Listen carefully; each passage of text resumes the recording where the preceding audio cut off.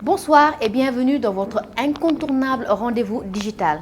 Vous le savez tous, on est en pleine pandémie du Covid-19 et pour cela, il y a des plateformes qui sont de plus en plus créées afin de sensibiliser les populations. Parmi ces plateformes, nous avons celle qui s'appelle Preuve Covid-19 qui est là pour sensibiliser mais aussi pour vous poser des questions afin de savoir votre niveau de compréhension de la maladie, de vous tester.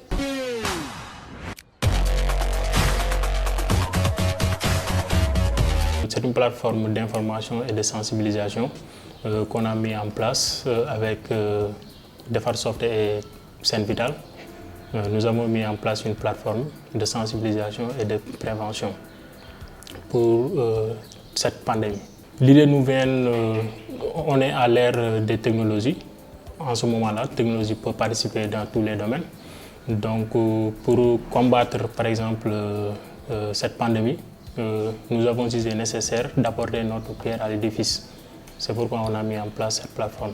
Les fonctionnalités de cette plateforme, déjà, il y a la carte qui permet de donner l'ensemble des informations concernant sur l'actualité de cette pandémie. Donc, c'est réparti en fonction des régions, les nombres de cas en fonction des régions. Il y a la fonctionnalité des statistiques qui permet de voir l'évolution de cette pandémie dans le pays. Il y a un questionnaire de test de symptômes en ligne qui permet par exemple de poser certaines questions, à savoir est-ce que vous toussez par exemple, parce que les questionnaires se sont basés sur les recommandations de l'OMS et du ministère de la Santé. Donc on va répertorier par exemple l'ensemble des symptômes qui permet de définir le Covid-19 et on pose ces questions-là. Et en fonction de ces réponses-là, en fonction des combinaisons de ces réponses, un message est généré à la fin. Si par exemple vous êtes susceptible d'être contacté, vous êtes susceptible d'être contaminé par cette pandémie, on vous donne des recommandations en vous fournissant des numéros à appeler et des recommandations à faire. Toutes les autres plateformes ont mis en place, par exemple, des informations. Ils donnent des informations concernant la pandémie, les évolutions des cas et tout ça. Mais nous, on a jugé nécessaire de mettre en place ce questionnaire-là. Ce série de questionnaires, c'est s'auto-tester directement et discrètement. Si vous ne décrivez pas, par exemple, ces symptômes liés au Covid, on vous donne une série de recommandations, à savoir les gestes barrières, les choses à ne pas faire, et de se tenir loin, des gens qui ont ces symptômes. Il faudra juste mettre www.prevcovid19.com et vous accédez directement sur la page d'accueil qui vous donne toutes les informations actuelles. Et il y a aussi une partie situation du jour qui te donne l'information du jour actuel, c'est-à-dire l'information du jour dépendant du communiqué du ministériel. On reste toujours dans la mouvance des plateformes avec cette fois-ci la plateforme Jang qui nous présente des cours en ligne et qui va permettre aux étudiants ou aux élèves de pouvoir prendre leurs cours directement à partir de cette plateforme.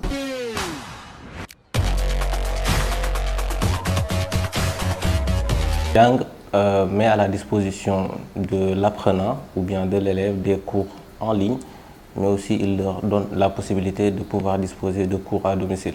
Nous sommes partis du constat que les parents ils éprouvaient beaucoup de difficultés à trouver des répétiteurs pour leurs enfants, mais également des répétiteurs de qualité.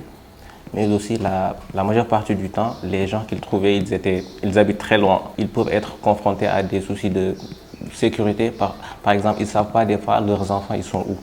Donc c'est la raison pour laquelle nous avons proposé Jang pour pallier à ce problème-là. Pour la valeur ajoutée, je dirais qu'il y a une totale implication du parent dans le processus d'évolution de son enfant avec le suivi de son enfant au niveau de la plateforme. Mais également, il y a une facilité d'accès aux répétiteurs pour le parent. Il y a également une certification Jang pour les professeurs qui vont enseigner au niveau de la plateforme et aussi le fait de pouvoir trouver un professeur qui est à proximité, qui n'habite pas loin. Donc pour juste pallier à ce dont je vous parlais tout à l'heure, l'aspect sécuritaire en fait. Les parents, nous sommes partis du fait que les parents ils sont très occupés de nos jours, ils n'ont pas le temps donc de pouvoir suivre leurs enfants. Donc vu qu'ils sont au travail, ils vont pouvoir se connecter avec leurs ordinateurs car ils auront leur interface qui leur est dédiée pour pouvoir suivre en fait, l'évolution de leur enfant, quel cours il a suivi, combien de temps il a passé dans ce cours-là, etc. Mais nous nous projetons sur la création d'une application mobile. Le parent ou bien celui qui désire en fait apprendre un cours, il y a une barre de recherche qui est mise à leur disposition.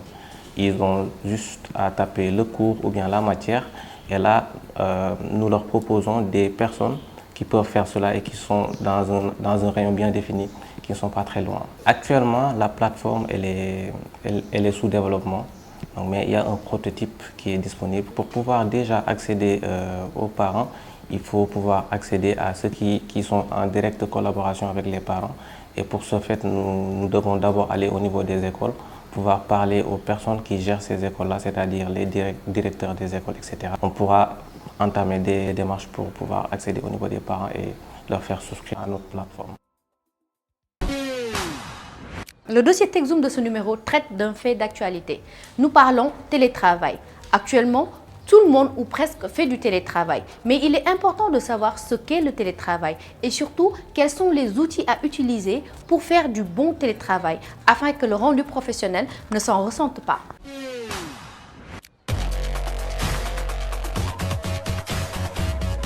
Le Covid-19 a engendré une grave crise sanitaire. Certains salariés dont leur fonction le permet sont appelés à télétravailler chez eux afin de ralentir la propagation du virus. Qu'est-ce que le télétravail? En fait, c'est comme son nom l'indique, le fait de pouvoir travailler à distance, à plusieurs. C'est un ensemble de moyens qui permettent à une entreprise, qui permettent à une personne d'avoir la même productivité comme s'il était en présentiel dans une entreprise. De manière très simple, c'est une activité professionnelle exercée à distance, donc en dehors d'un cadre de travail classique, avec des outils de télécommunication. C'est le fait de travailler à distance avec la télécommunication. Sur un même projet en utilisant des nouvelles technologies. Donc dans la mesure où la personne reste chez elle ou va dans un endroit qui est différent du bureau où il devait être et travaille et a la même productivité, mais passant principalement par un canal digital. Le télétravail est une activité professionnelle effectuée en tout ou partie à distance du lieu où le résultat du travail est attendu. Il s'oppose au travail sur site, à savoir le travail effectué dans les locaux de son employeur. Quel est l'avantage du télétravail? Donc l'avantage essentiel, c'est déjà de permettre de maintenir l'activité dans les circonstances où il n'est pas possible de réunir les collaborateurs dans un même cadre. Avec la situation que l'on voit actuellement, a montré son efficacité d'abord. Donc si on peut revenir sur les avantages du télétravail, premier élément, c'est que ça permet d'avoir une traçabilité sur toutes les actions qui se font à l'intérieur d'une entreprise. Les avantages, il y a plus de collaboration, on peut travailler quelle que soit la localisation géographique de la personne, quelles que soient ses préoccupations.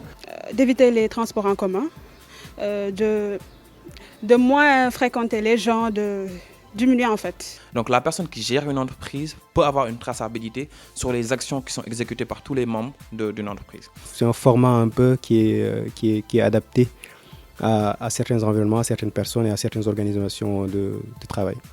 Il peut travailler à distance, à l'aise, et tout ça on remonte. Donc du coup, ça facilite la synergie et la remontée d'informations. Le deuxième élément, c'est que ça permet de simplifier beaucoup de process. Parce que quand on est en présentiel, on a tendance à être bloqué par beaucoup de paramètres. Mais quand on est dans le télétravail, ça simplifie en fait tout. Tu as un outil, tu as un objectif, tu ne fais qu'exécuter cela de manière très rapide. Quels sont les inconvénients du télétravail? Alors l'inconvénient, c'est qu'on ne peut pas avoir peut-être la même productivité quand on est en présentiel. Mais je ne vois pas trop d'inconvénients pour le télétravail. Le problème de la connectivité Internet, c'est que quand les collaborateurs ne sont pas dans un même cadre, c'est difficile de maintenir le focus. Par rapport au chef d'entreprise, c'est plus de frais en fait. Parce qu'on utilise les appels, les téléphones, les connexions. Si c'est une entreprise qui travaille dans le domaine digital par exemple, ça ne représente pas d'inconvénients. Mais quelqu'un qui travaille dans un milieu où il doit y avoir en fait des travaux essentiels exécutés par une personne physique, là ça représente des inconvénients. Mais moi personnellement, dans la mesure où l'entreprise a la même productivité, je n'y vois pas trop d'inconvénients. C'est aussi difficile de dispatcher un peu le cadre. D'habitude, quand on n'est pas au travail, on est soit à la maison ou dans un autre espace. Donc c'est difficile de garder cet aspect professionnel du point de vue du travailleur et du point de vue du collaborateur. Les bugs aussi qu'on peut avoir sur les différentes plateformes, comme aujourd'hui si les développeurs travaillent sur GitHub et qu'il y a GitHub qui tombe, donc du coup on crash un bug. Donc du coup ça se répercute sur le travail de tout un chacun et on n'avance pas. Donc du coup c'est plutôt cela, la surcharge surtout dans ces moments-là. Et il a aussi un souci de suivi, voilà, de monitoring de l'activité qu'il peut certes combler avec des outils dont on parlera certainement après. Mais les inconvénients principaux, c'est ça, c'est l'accès à l'information et c'est, on va dire, le focus aussi sur l'activité. Quelles sont les meilleures plateformes pour faire une bonne organisation de télétravail? Pour les meilleures plateformes, pour tout ce qui est travail collaboratif, pour gérer une équipe et tout, il y a Slack qui est là, qui nous permet de pouvoir créer par exemple plusieurs channels en fonction de l'équipe. Moi, je travaille sur Zoom. Dans l'écran, on a Zoom et on a Trello. Donc, il y a Trello qui est une application qui permet de s'organiser sur tout ce qui est tâches de travail à l'intérieur d'une entreprise et qui est très, très efficace. Les classiques, WhatsApp, pour d'autres points comme des conférences, visioconférences, Skype aussi, tout le monde connaît. Mais l'une des plus utilisées en ce moment, c'est la plateforme Zoom. Il y a aussi comme par exemple toute la suite Google, par exemple Google Doc, Google Sheet et autres. On peut travailler à plusieurs et discuter à côté même sur la même plateforme, sur le même document. Il y a aussi Slack, il y a Basecamp. Même si c'est pour les écoles, on a Google Classroom, on a Moodle. Il y a beaucoup de plateformes. Ce qui compléterait, c'est les plateformes de gestion de projet. Donc c'est des plateformes qui permettent de suivre les activités, de suivre les tâches, d'avoir une visibilité pour le manager et d'avoir aussi un tableau de bord pour les collaborateurs. Donc pour résumer, les outils doivent être les outils principaux, essentiels pour maintenir l'activité, c'est les outils de communication et les outils de gestion de projet. Et sachant que tous ces derniers-là, avec Google Agenda et tout, on peut même les intégrer à Slack. Mais ceux que je peux lister actuellement, c'est Slack, c'est Basecamp, c'est Zoom et c'est Trello. Ça, ce sont les meilleurs en fait actuellement qui gèrent le plus de télétravail. Bon, personnellement, nous, on n'utilise pas de plateforme spécifique.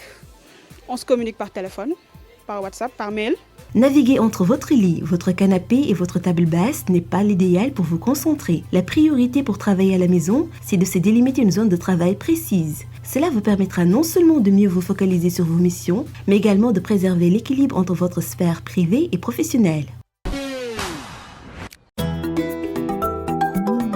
yéen suñu client Orange ngir gunge ñu ci xeexum coronavirus bi ñu ngi leen di ñaan ngeen moytu jaxasoo yi wàññi saafonte bi ngir aar seen bopp aar ñi leen wër wàññi leen déplacement yi ci agence Sonatel yi te taamu leen seen kalpe Orange Money ngir fay seeni facture Sonatel di leen fàttali itam ne seeni facture Sonatel mën ngeen ko fay ci dièse 144 dièse maa ci seen application Orange Money doonte sax délai bi weesu na te amul benn frais toog leen seen kër nañu ànd xeex coronavirus bi. Orange. Actuellement, tout le monde peut se dire chercheur et c'est ce que le professeur Harris veut nous apprendre. Comment pouvez-vous aider à la recherche contre le Covid-19 et ça grâce à votre PC?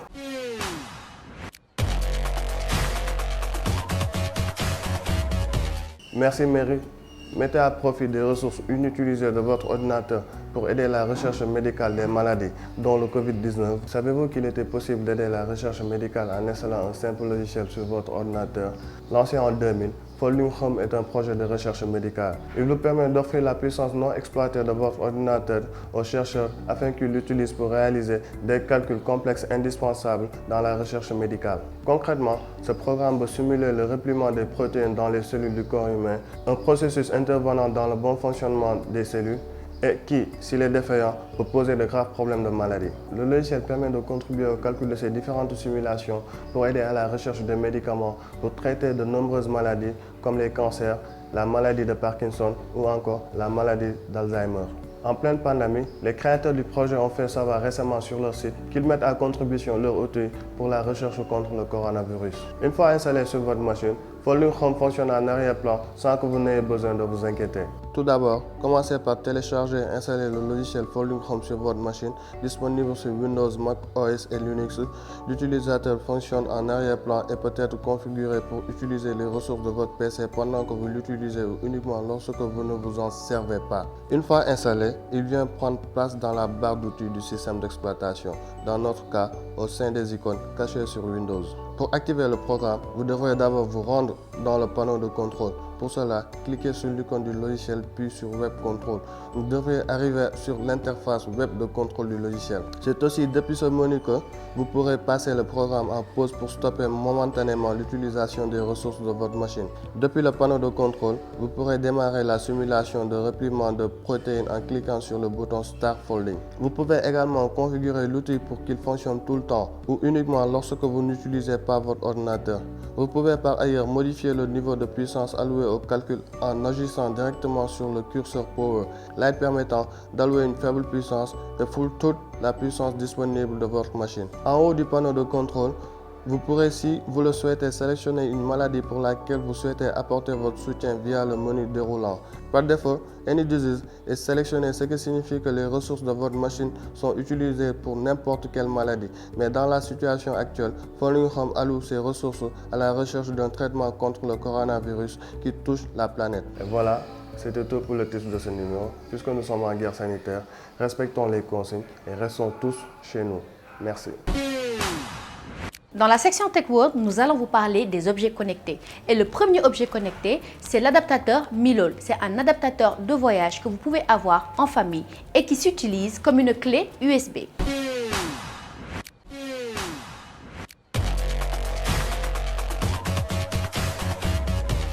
Rechargez tous vos appareils avec 4 ports USB. L'adaptateur de voyage Milol peut être chargé avec tout périphérique USB tels que les téléphones cellulaires, iPhone, iPad, Powerbank, MP3, MP4, GPS, appareil photo et consorts. Il est utile pour partager 4 ports USB lorsque vous voyagez avec la famille et les amis. Il peut être utilisé comme un chargeur multiple USB à la maison ou au bureau. Restez connecté partout dans le monde avec l'adaptateur de voyage, universellement compatible dans plus de 150 pays pour convertir des fiches étrangères en fiches de 2 ou 3 broches. Cet adaptateur universel de voyage propose des prises et des douilles différents couvrant une grande variété de besoins de connexion. Il vous permet de connecter facilement vos appareils portables pendant le voyage, le déplacement, n'importe où vous êtes. Le deuxième objet connecté qu'on va vous présenter, c'est le chargeur sans fil Orsen. Désormais, avec Orsen, là où vous chargez 1h30, vous pouvez charger en moins de quelques minutes.